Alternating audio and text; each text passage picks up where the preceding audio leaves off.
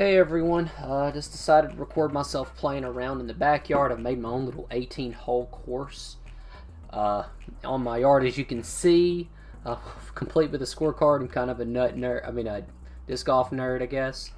Hole 1, par 3, 142 feet. Driveway, road, and the neighbors' yards are OB. You'll notice those in the hole previews. Sometimes I'm recording myself, sometimes my wife is helping me record. You're going to be hearing kids a lot. I think that's part of it. Hole 1 here, that driveway is OB, so you have to put it up on the hill and trust it.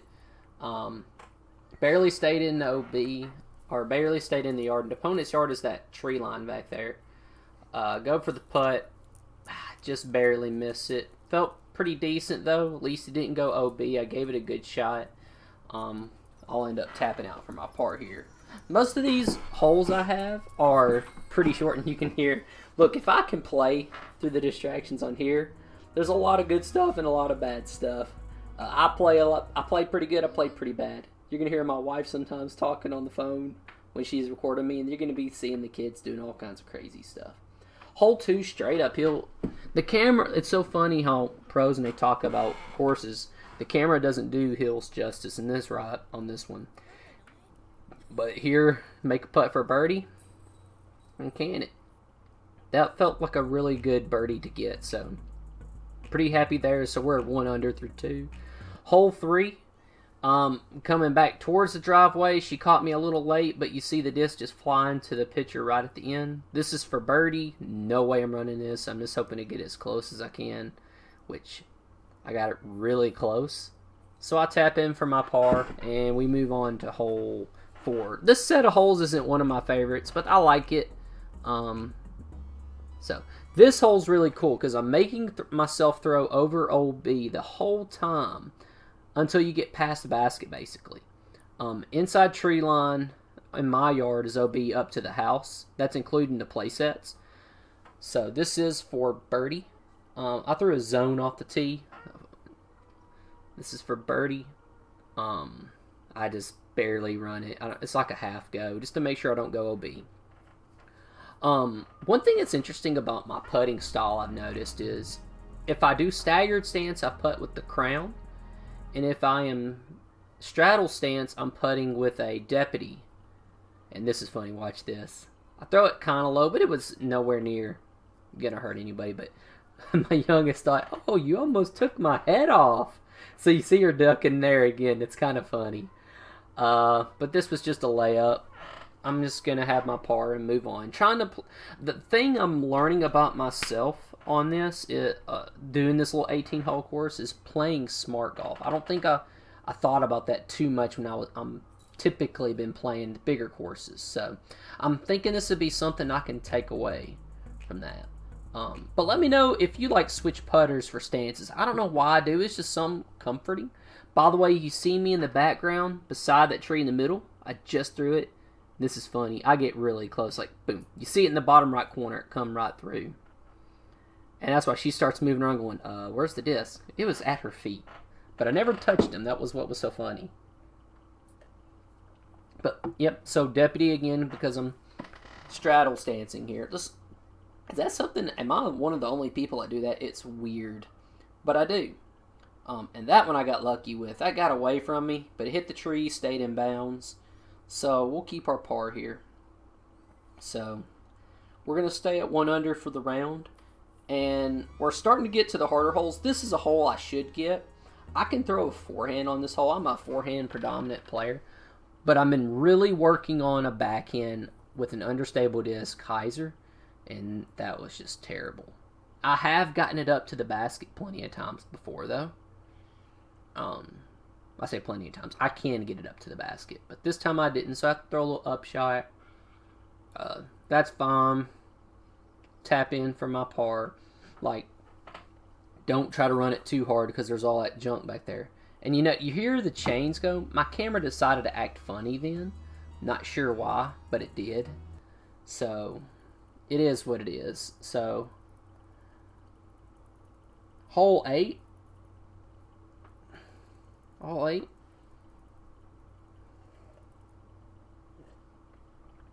Yep, so I throw up. I get up to here.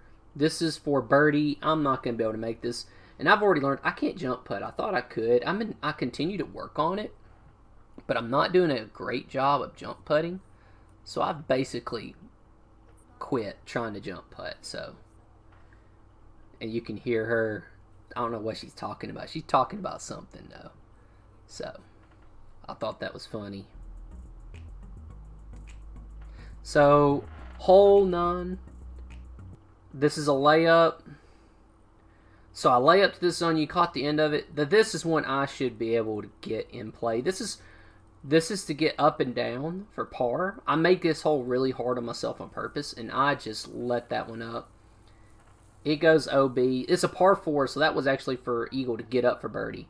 So now I'm having to throw OB. This is for par, and it's, play smart. Just take what you can get. I throw it up there. Do a decent job. This will be for bogey coming up. So I'm pretty pleased with that, considering how bad my second shot was. My first shot was so good, though. I really should have been putting for a birdie, but my second shot absolutely killed this hole. So it is what it is, though. So, and knock it in, and we move on. So, hole 10, par 3, 263 feet. I'm back at even par. This is an interesting hole. I've made myself do a mandatory on this hole. I have to go to the right of this first tree, so I'm going to throw a roller with a zone. And you're going to see, like, it stands up, and it goes all the way to the very end. So, not really a whole lot I could do about that. It is what it is. So we're going to throw a forehand up shot here, and I knew it out of my hand. You heard me. That was such a bad shot. Like, I should do so much better with that shot, but I don't. It's terrible, so I got to make this now for par. This is probably a good 30 feet, 35 feet. And I never gave it a chance. Hit the bottom of the pole, though, so at least the accuracy was there. It's just the height was not there. So we take bogey there. Hole 11. So I have an OB rule.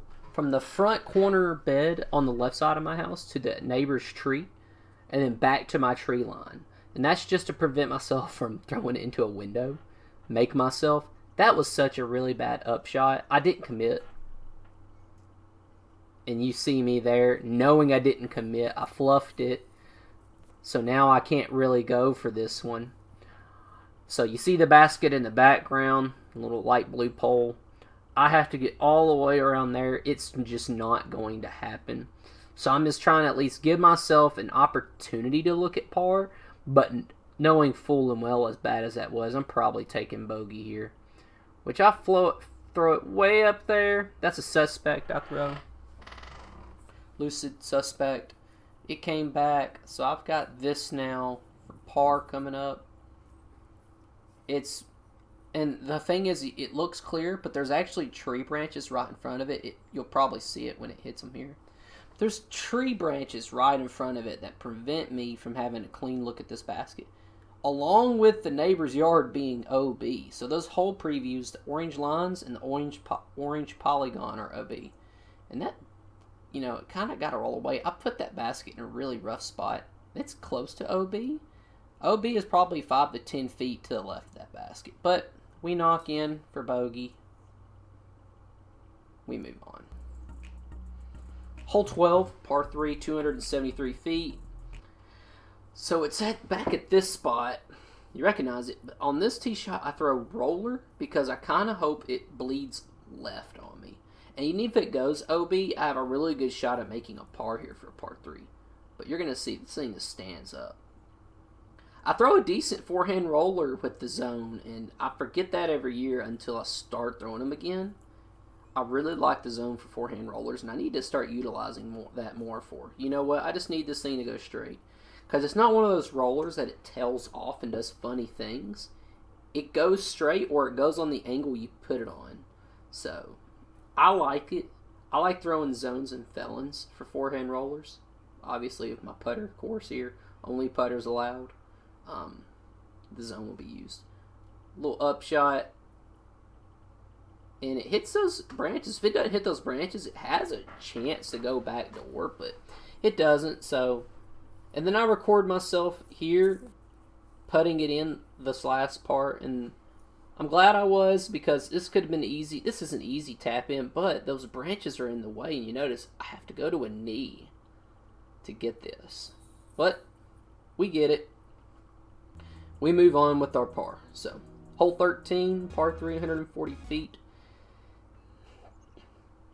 This is a cool... So, the last 6 holes of my little course are fun because my yard is sloped back to front. It goes downhill and waves.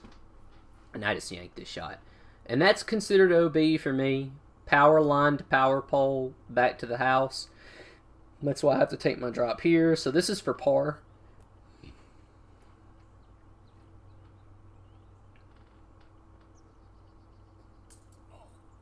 And just left side. So, but I really love these 6 holes. They're kind of fun because you get some weird shot shapes you have to make with it going downhill, and it makes you conscious about your distance. I just yanked that though. That's all that was. Hole 14, par 4, 306 feet. So we're sitting at 3 over. I'm having to record myself here, so you're not going to see me throw. But if you watch the bottom right corner, you'll see the disc coming out of my hands. Right about here or so. There it is.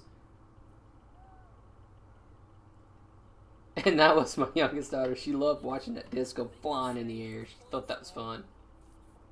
So I'm telling her I think it's safe, and it barely was. This is for eagle. It's a par 4, remember? So I had to throw over all kinds of OB to get to here. I just want to throw an upshot, get myself a birdie, and get out of here. And it looks like I went left, but realizing it was going to roll right, I threw it there, and it did, and you'll see where it ends up here. I actually just hold the camera this time. There, that's where it ended up, so I just drop it in. Take my birdie, move on. Back to 2 over. This is a fun hole. Like, this is a fun hole. Like, you have to throw way over. So my wife tries to catch it with her hand, or holding the camera this time. So I have to throw over all this OB way over there to bring it back in play, as you see.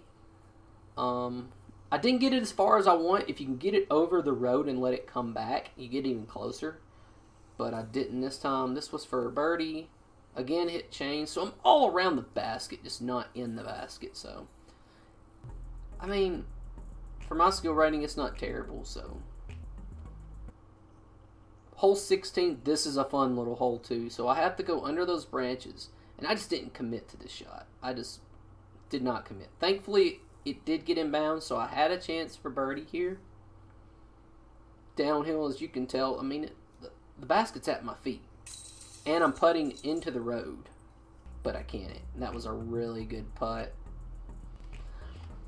Hole 17, par 3, 229 feet. I didn't get this one. I, for some reason, forgot to record it. I don't know why, but even par. Hole 18. This might be the best hole of the course, so this is fun. This is the first time I'm ever going to do what I just did here, or I've ever done what I just did right here. And my daughter said, you almost took my head off again. She was funny. She was funny in this round. If I make this, we go to even par, so I'm going to give it a go. A terrible go. I mean, that's just absolutely terrible. But hits the pole, stays in bounds. So we're going to shoot 1 over for the round. So that's it. Let me know if you want to watch me